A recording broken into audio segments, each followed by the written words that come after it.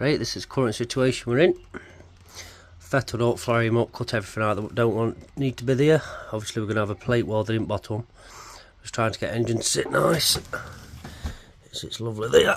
Oh, sits nice there, lot.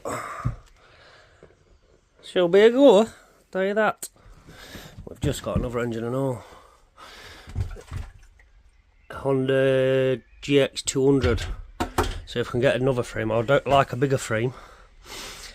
We can get cracking on with another one and all.